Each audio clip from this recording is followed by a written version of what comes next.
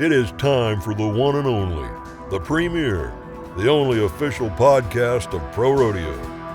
Your Chute Bosses are ready, so let's give it a go and talk some rodeo.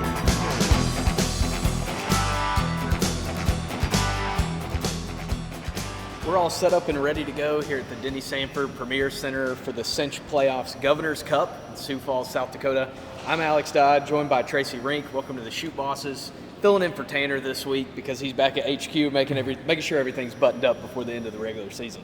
Yeah, keeping everything rolling. Tanner's busy. Tanner was out in Puyallup, so it was we kind of switched roles. We're here. He was there. We're here, and huge rodeo at the end of the season.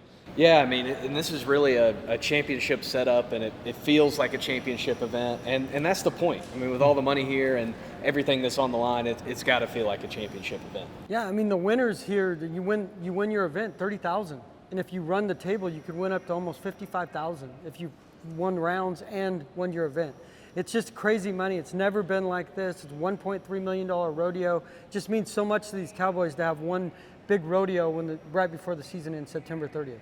Yeah, we've got a great show for you, too, here from Sioux Falls. We're going to have barrel racer Emily Beisel join us on the show later. Her and Tracy had a chance to sit down and do a little interview here at the Premier Center. We're also going to have 8 questions with Bradlee Miller. But first of all, we want to let everybody know that this show is brought to you by Las Vegas, the home of the NFR for 39 years.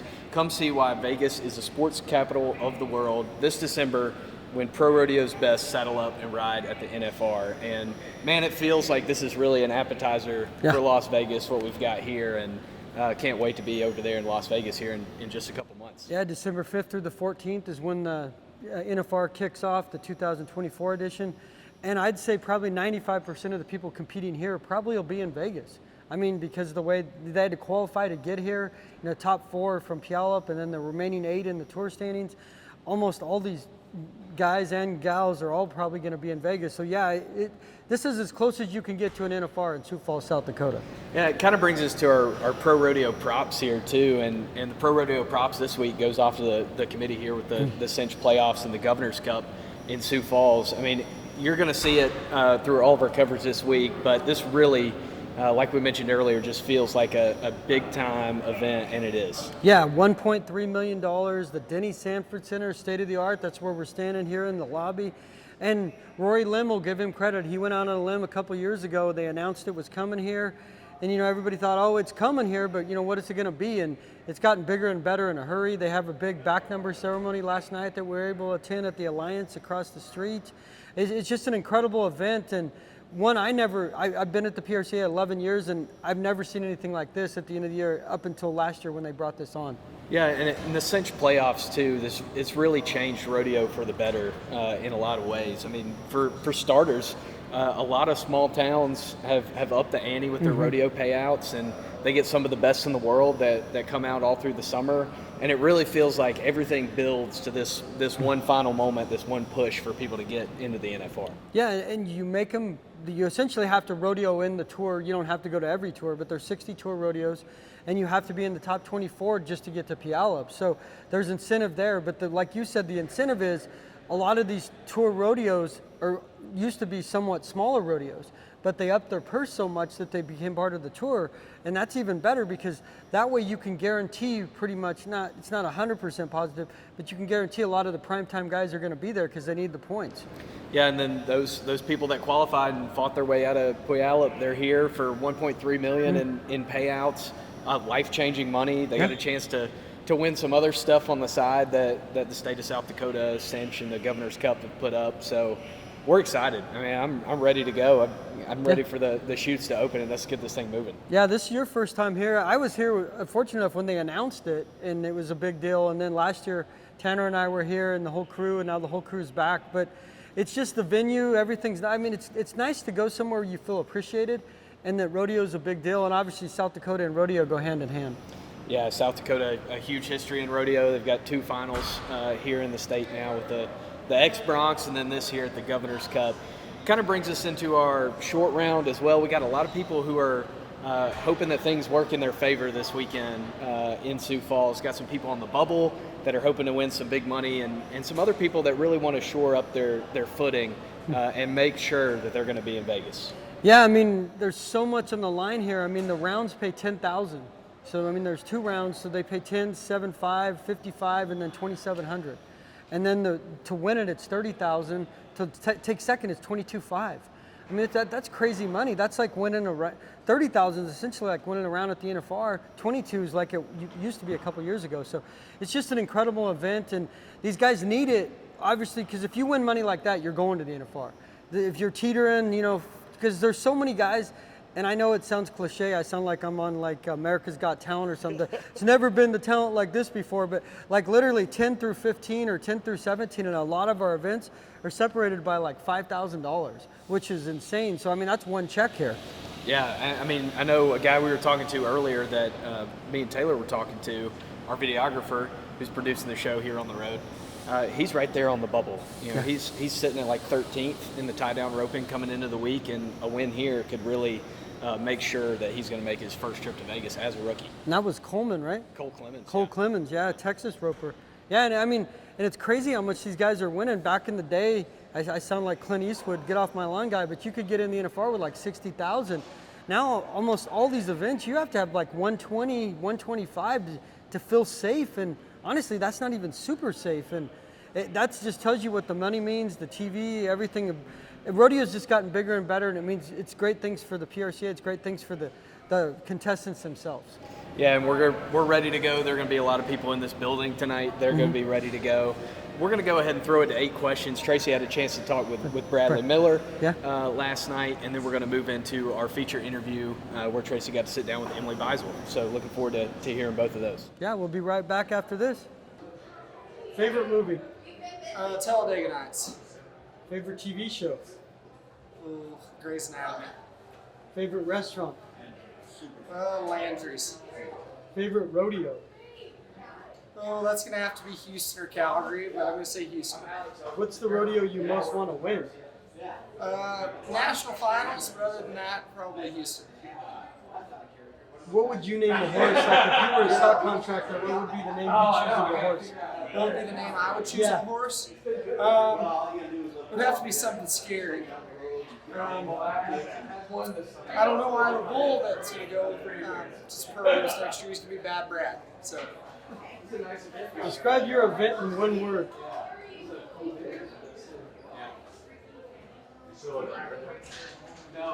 One word. Just tough. Who would you choose in a fight to be a tag team partner with, Chuck Norris or Bruce Lee? Bruce Lee. Cowboying is in our blood. Cowboying is in our bruises. It's in our rain-soaked jackets. In our calloused hands, tested by barbed wire and rope.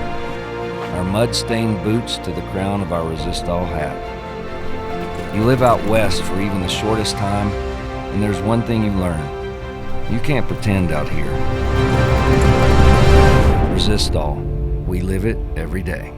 Welcome back. I'm Tracy Rink with the Chute Bosses here with Emily Beisel. We're at the Governor's Cup Cinch playoffs, the finale. Huge $1 million playoff. Last year you won almost 50,000 here, Emily.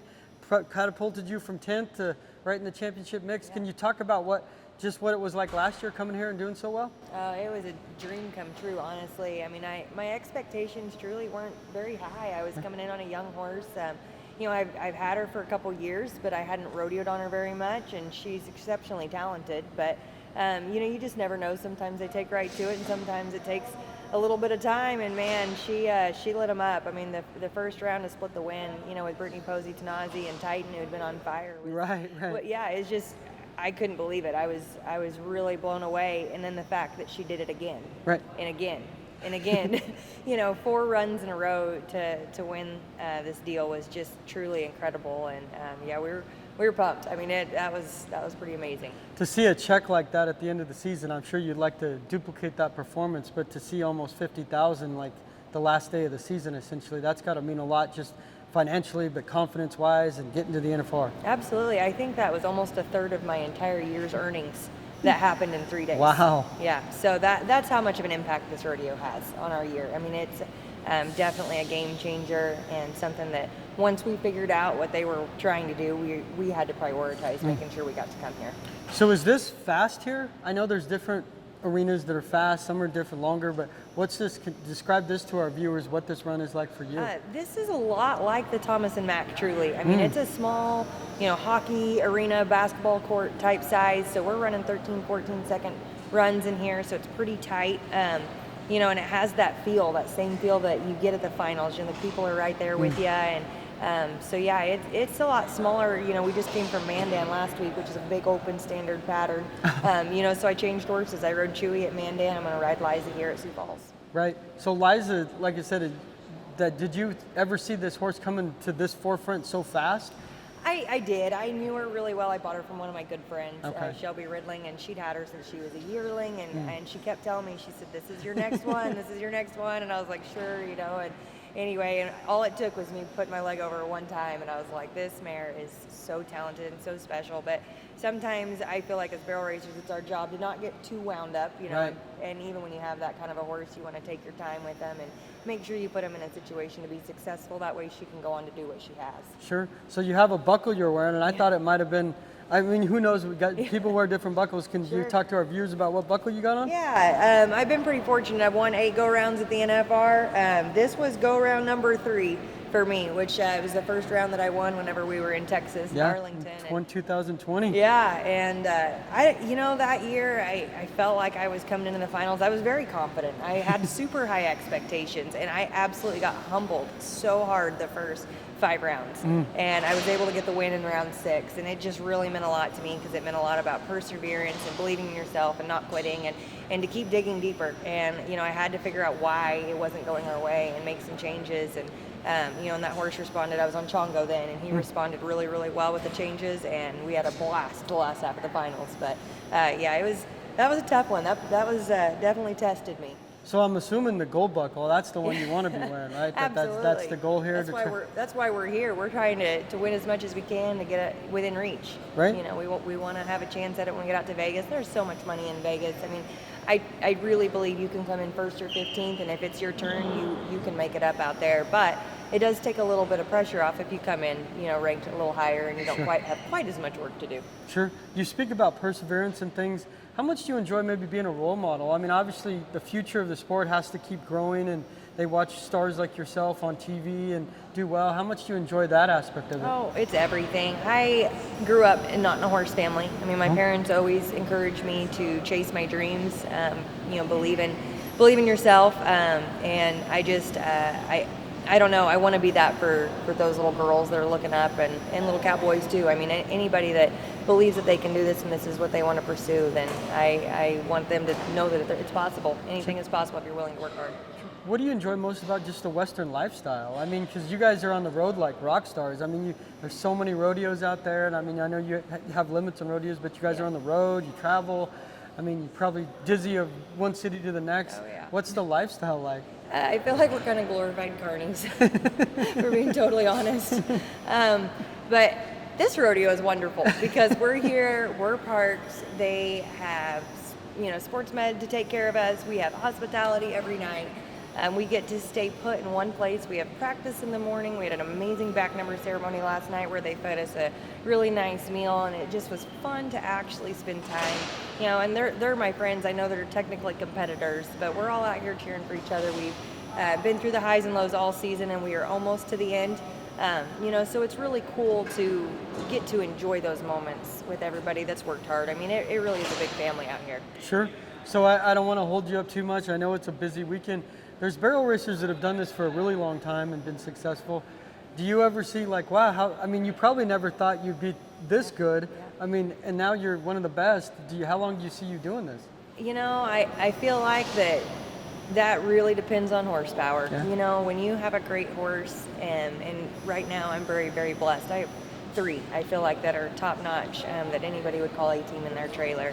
And having those 3 with me this year has just made it so fun and so enjoyable. And there's going to be a day I'm sitting on my couch watching this on the Cowboy Channel, cheering everybody on.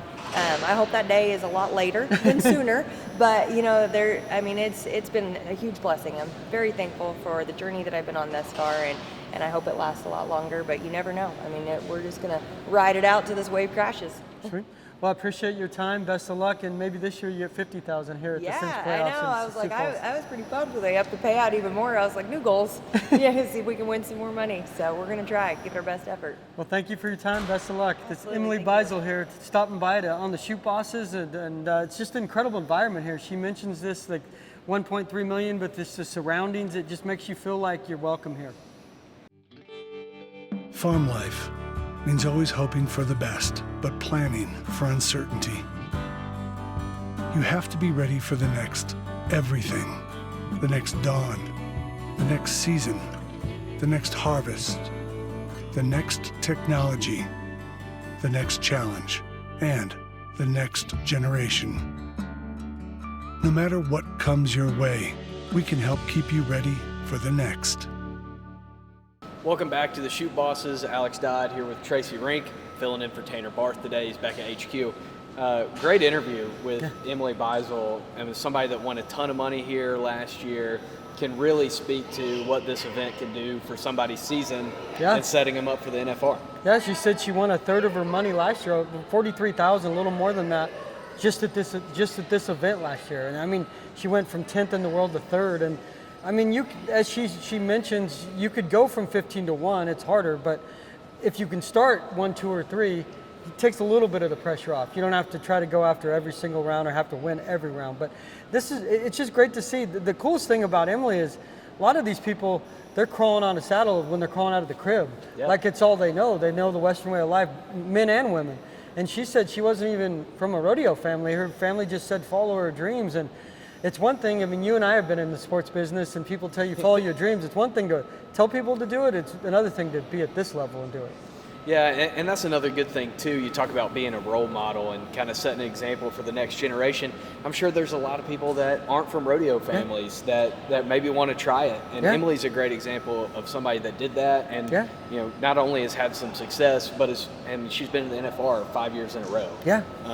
So a great example for the next generation. Right, and once you get good, you start getting better horses. You start understanding the business, and she says she has 3 of them. And I compare a lot of like our timed events to like motorsports. If you have a good engine and a good crew chief, I mean, you're probably going to be successful a long time if you got the right setup. Yep. And that's like, if you have a great horse, why do you think all these guys, all these steer wrestlers use like 2 horses at the NFR? Because you got to use the best. Tyson and Eddie, and I mean, there's no secret to how good these horses are. And when you find a good one, you want to, I mean, we joke a little bit, but they're like ATM machines. I mean, they treat them like kings, and you know, they treat them great, but I mean, that's their livelihood. Yeah, absolutely. And we hope we see some great rides and runs tonight. I know we will. Stay tuned with everything on ProRodeo.com and from the PRCA. Tanner's going to be back on the show next week, so everybody will get back to normal. But for now, keep rodeoing. He's addicted to danger, ruled by passion and pride. To pain and fear he's no stranger, but his lust needs to be satisfied. Hooked on an 8-second ride.